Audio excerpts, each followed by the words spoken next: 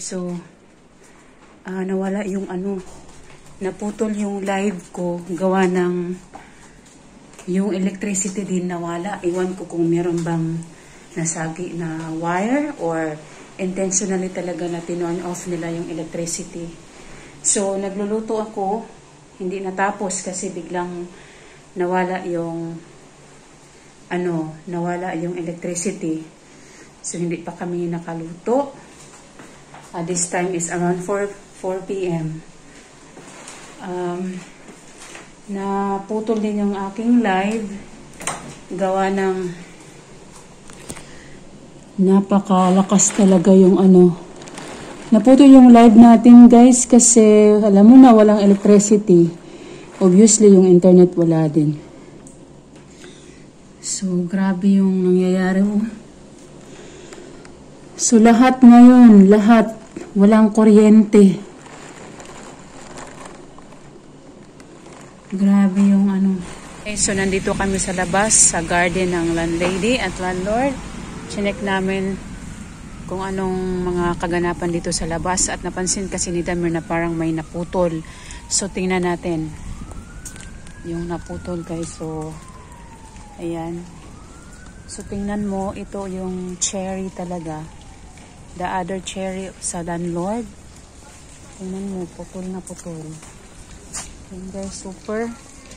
Grabe yung pagkaputol. Murdered talaga yung pagkaputol na dalawa magkabilaan. So buti na lang, naputol siya dito lang sa loob. Yung branches dito, dito siya bumagsak. Hindi sa labas. Kasi delikado sa mga sasakyan.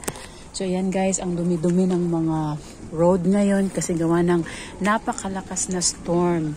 Biglaan lang talaga. This is my very first time na nakasaksi ng ganitong storm, no? Actually 1 hour lang naman pero napakalakas talaga. Tingnan mo, sayang yung kanilang cherry guys. This is their another cherry. So poor. Wala na. Bye-bye na. Ayan, so putol talaga. Yan, tingnan mo. Putol na putol.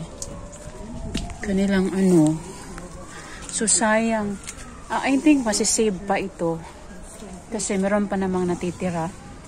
So, hindi ako makadaan dito banda. Actually, daanan ito. Kaso hindi tayo makadaan. Gawa ng nakaharang nga itong naputol na cherry, no? So, yung yung pears nila na nahulog yung bunga. So, tingnan natin kung pwede bang makain kasi parang hindi pa siya hinog. So, grabe. So, check namin sa kabila. Guys, tingnan mo. I don't know kung pwede pa ba ito makain kasi matigas. So, hanggang ngayon wala pa talagang electricity. Hindi pa kami nakaluto. Kanin pa lang. So, ito isa din sa nahulog. Yan, isa din sa nahulog sa kanilang trees. Yung basura at talagang lumagpak ng Ayan, yung husband ko naglinis sa garbage kasi ito namang kanilang tanim. Kanina, alam mo, naghiwalay itong mga lagayan. Ito, naghiwalay. Iwan ko ba kung bakit napunta doon yung mga lagayan. Ang lakas talaga. Grabe, so tingnan natin. Ito, buti na lang hindi siya na itong trees na ito, mukhang matibay kasi hindi siya naputol. Ito lang talaga, cherry. Actually, meron pa naman silang ibang cherry doon sa unahan, pero ito, laking tulong kasi ito sa nila. Sa coral ba kasi nagbigay siya ng shades. Tingnan mo. Super. So, ito talaga matinding linis talaga. Ito na talaga yung matinding linis. Yung mga sasakyan nila ang dumi kasi ang daming mga sa kahoy, sa dahon. Yan din mahirap pag may mga kahoy ka. Pag may mga trees, prone talaga sa mga ganito. Yan medyo maliwanag na yung tingnan. Kasi wala na yung nakapagbigay ng shades. Sayang. Wala kasi yung landlady at landlord na sa seaside kasi during summer pumupunta sila doon sa seaside at kami lang ang natira. Ito talaga nag-anuhan ito lahat. Nagliparan. Grabe, nagliparan ito kanina. Yan yung aking asawa, busy. Kasi nililinis yung mga branches na naputol na maliliit. Kasi nagkakosya ng mga messy. So marami naman tayong lilinisan bukas. So okay lang naman yan. Ay walang problema sa mga walis-walis. Na ano lang ako, na hinayang ako sa cherry ba. Yeah. Ay, alam mo, you know, Biba, the cherry is helping the shades. I know. Helping the shades. Many sirens outside. Yeah, maybe they're also fixing the electricity. Probably more problems outside happen. Yeah, not just here. Like roofs, trees falling down. Yeah. Anything. Yeah. Ngayon guys, maraming sirens talaga. So, probably talaga ang daming nangyayari sa labas. Hindi lang dito. Kasi dito nga sa amin grabe yung nangyayari sa garden, di ba? How much more yung mga malalaking kahoy dun sa labas or mga roof. Good thing it didn't fall on the street. Yeah. Yeah. Actually, meron pa namang natira pero hindi ko alam kung anong mangyayari. Sayang ba kasi namumunga kaya ito. Yung mga tanim nila, tingnan mo, yung mga tanim nila parang natihaya na ilang mga tanim. This is a small cherry.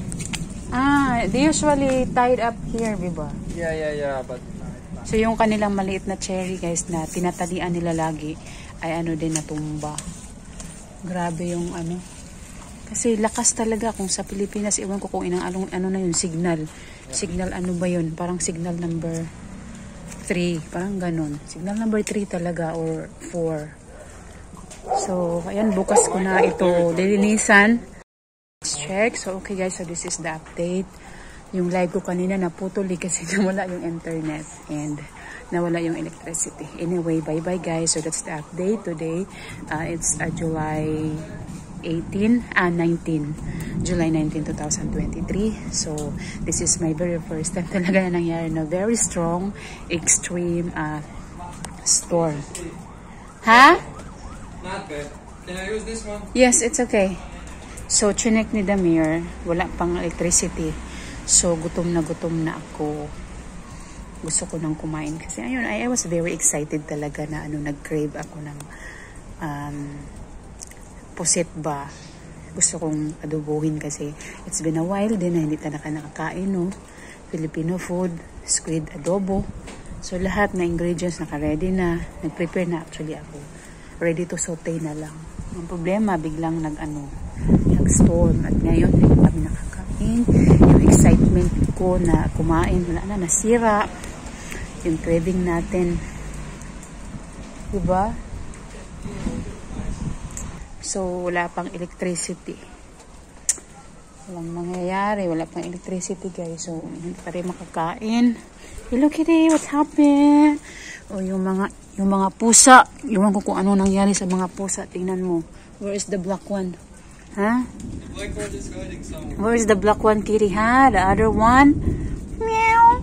The zombie? Where is the other zombie? Meow, Kitty. Kitty. So, hinanap ko yung black na kitty. Yung black na earring ba. Ayan guys. So, nandito pa rin tayo ngayon. Yung ating mga updates, no. So, ayan. Ito yung kanilang main, talaga. Ito yung kanilang gate pag lumalabas sila gamit ang kanilang sasakyan. Kasi ito ay, madalas kasi dito ay automatic na yung kanilang gate. Hindi naman lahat, pero ito yung very common na automatic na ba. May may remote or sensor na. Paglalabas yung kanilang motorcycle, car, automatic na siyang mag-open. Automatic na rin siya mag-close. Anyway, inantay pa namin yung electricity kasi hanggang ngayon wala pa. Ayan guys, so hopefully mabalik na yung electricity kasi. Okay, baba, okay, may beba. Okay, I need to stop this guys kasi ito na lang yung natitira naming phone kasi low bat yun sa akin at hindi kami makacharge kasi wala pa talagang internet. Anyway, bye bye guys. Thank you so much. Bye bye.